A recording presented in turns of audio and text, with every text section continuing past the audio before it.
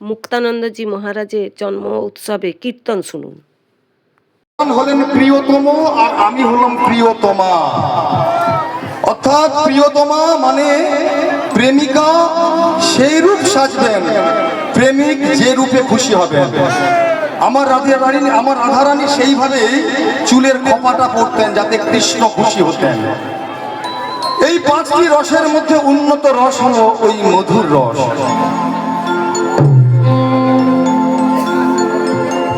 এই পাঁচটি রসের মধ্যে সবচেয়ে উন্নত রস হলো এই মধুর রস, এই প্রেম রস, যা আমার গৌর হরি, আমার গৌর ভগবান এই কলিযুগে উপস্থিত হয়েছেন, এই কলির জীবের দ্বারে দ্বারে দেওয়ার জন্য উপস্থিত হয়েছেন। ওই গোলক থেকে, ওই গোলকের সিংহাসন থেকে নেমে এসেছেন, এই কলিযুগে নেমে এসেছেন। যা ছিল ওই গোলকের গোপনের ধন, যা ছিল ব্রহ্মার ধন, যা ছিল ইন্দ্রের ধন, আমার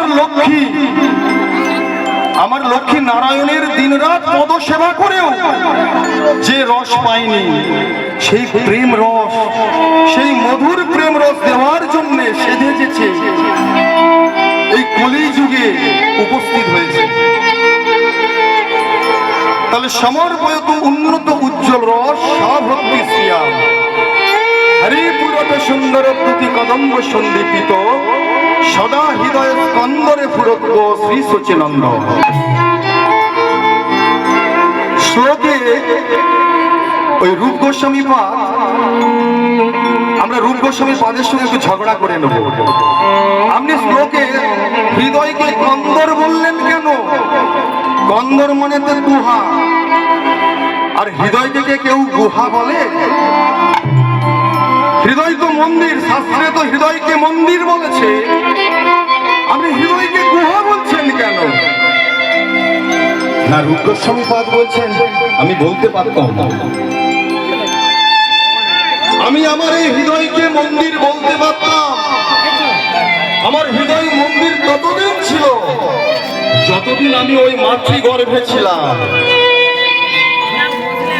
ওই মাতৃগর্ভে 9 মাস ছিলাম, যখন মা যখন ঘুমাতেন আমি তখন ঘুমাতাম, মা যখন খেতেন আমি তখন খেতাম। লোভ কাকে বলে, হিংসা কাকে বলে আমি জানতাম না। কিন্তু যেদিন আমি ওই মাতৃগর্ভ থেকে বেরিয়ে এলাম, এই পৃথিবীতে বেরিয়ে এলাম, সূর্যের আলো দেখলাম, ওই কোথা থেকে ওই 6টি পশু এসে আমার হৃদয়কে দখল করে নিল। ওই 6টি পশু কারা? লোভ, মোহ, মাৎসর্য, কাম, ক্রোধ। এই 6টি পশু এসে কোথা থেকে এসে আমার এই হৃদয় মন্দিরটাকে দখল করে নিল। আর কি আমার এই হৃদয় মন্দির এই যে গুহা হয়ে গেছে। তবে শুনেছি কোন মনীষীগণ যদি ওই গুহার মধ্যে শালকা জ্বালিয়ে বসে থাকে, ওই জ্ঞানের শালকা জ্বালিয়ে বসে থাকে, তাহলে কোন রূপ বা হিংস্র পশু কেউ ওই প্রবেশ করতে পারে না। হে মহাপ্রভু, আপনি জগতের সর্বশ্রেষ্ঠ সন্ন্যাসী, আপনি আপনার ওই জ্ঞানের শালকাটা নিয়ে আমার এই হৃদয় মন্দিরে প্রবেশ করে আমার এই হৃদয় মন্দিরটাকে, এই হৃদয়টাকে মন্দির বানিয়ে দেন, এই হৃদয়টাকে মন্দির বানিয়ে দেন, এই হৃদয়টাকে মন্দির বানিয়ে দেন। শ্রী গুরু নিতাই গৌর প্রেমানন্দে, সেই গৌর হয়ে সেই শ্রী সচিনন্দ, ওনার চরণে প্রণাম জানিয়ে আজকে আমরা ভক্তগণ আস্বাদন করব। আমার মহাপ্রভুর অত্যন্ত প্রিয় বংশধর, আমরা কাছেতে সর্বদাই শুনি না আজকে নতুন ভাবে ভক্ত হরিদাস, আমরা হরিদাস আবার শ্রবণ করব। তো তার আগে আমরা গৌর কথা শ্রবণ করি না। কলি ঘোর তিমিরে গোরাস হলো জগজন ধর্ম করম রূপ। কলি ঘোর, ঘোর কলি। আজ থেকে 550 বছর আগে আমার মহাপ্রভু উপস্থিত হয়েছেন। একবার বুঝুন তো তখন কি কি ছিল? মুসলিম সাম্রাজ্য ছিল। শুনে রাখুন ভালো করে। যা দিয়েছেন আমার গৌর ভগবান, সেটা কি দিয়েছেন না সমর পয়ত উন্নত উজ্জ্বল রস। সমর পয়ত উন্নত উজ্জ্বল রস। রস বৃন্দাবনের রস, মুখ্য রস পাঁচটি: শান্ত, দাস্য, সাক্ষ্য, বাৎসল্য, মধু। শান্ত রসের ভক্ত কারা? শান্ত রসের ভক্ত কারা? ওই সমস্ত সাধু বৈষ্ণবগণ যারা ওই গুহায় বসে একাগ্র চিত্তে সারাক্ষণ বলছে হরি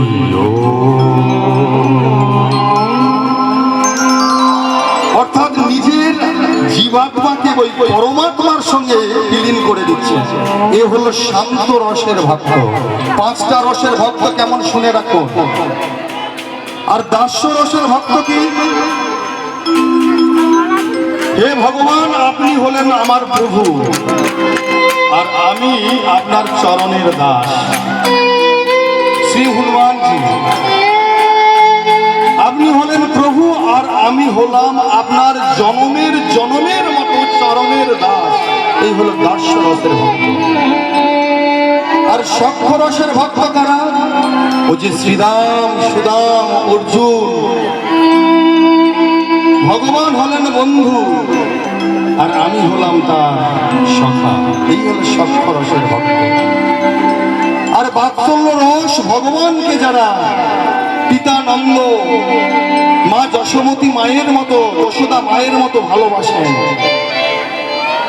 বাৎসল্য স্নেহে ভালোবাসেন, সেটা হলো বাৎসল্য রসের ভক্ত। আর মধুর রস কাই? মধুর রস হলো, ভালো করে শুনুন, ভগবান হলেন প্রিয়তম আর আমি হলাম প্রিয়তমা। ভগবানকে প্রিয়তম ভাবতে হবে আর আমাকে প্রিয়তমা ভাবতে হবে। অর্থাৎ পুরুষ আর নারী প্রিয়তম যেভাবে খুশি হয়, প্রিয়তমা সেইভাবেই নিজেকে পরিবেশন করে। প্রেমিকা সেইভাবেই সাজবেন, প্রেমিক যাতে খুশি হয়। আমার রাধারানী, আমার কৃষ্ণ, আমার গোবিন্দ যে ফুলটা ভালোবাসতেন সেই ফুলটাই ওই খোপাতে রাখতেন।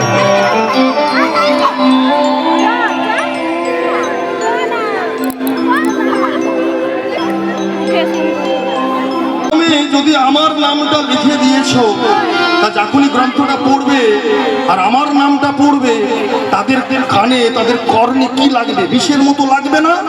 তাই তুমি করেছো কি জানো? ওই এক বালতি গরুর দুধে, এক বালতি ওই গরুর দুধে এক ফোঁটা গোচনা মিশিয়ে তুমি সমগ্র দুধটা নষ্ট করে দিয়েছো।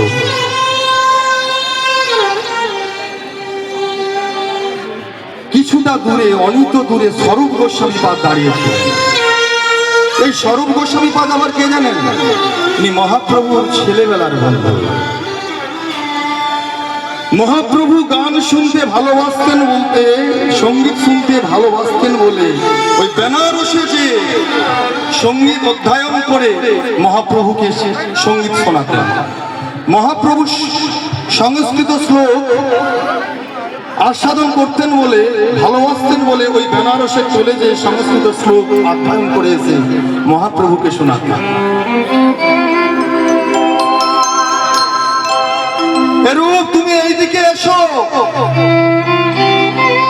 গৌর সবসময় কি রূপে থাকে, তোমাকে কি বলতে কি বলে ফেলেছে, তুমি এসো। স্বরূপ ডেকে নিচ্ছে রূপ গোস্বামীকে। তুমি তোমার গ্রন্থের প্রশংসা বাক্য শুনতে চাও? বাহ বাহ বাহ, শোনো। ও কি বলেছে? এক বালতি গরুর দুধে এক ফোঁটা গোচনা মিশিয়ে দিয়েছে, তা নয়। তুমি করেছো কি জানো? ওই এক বালতি গরুর দুধে এক টুকরো মিছরির দানা কর্পূর মাখিয়ে মিশিয়ে দিয়েছো, যার ফলে দুধটা স্তরে উৎকৃষ্ট তর থেকে উৎকৃষ্ট তর হয়ে গেছে।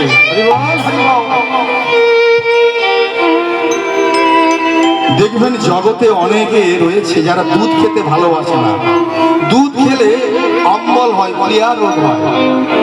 ওই দুধের মধ্যে যদি এক ফোঁটা মিছরির দানা কর্পূর মাখানো, কর্পূর মাখিয়ে এক ফোঁটা মিছরির দানা ওই দুধের মধ্যে ফেলিয়ে দেওয়া যায়, ওই দুধ থেকে একটা সুন্দর সুবাস বেরিয়ে আসে, আর প্লীহা রোগ থাকে না।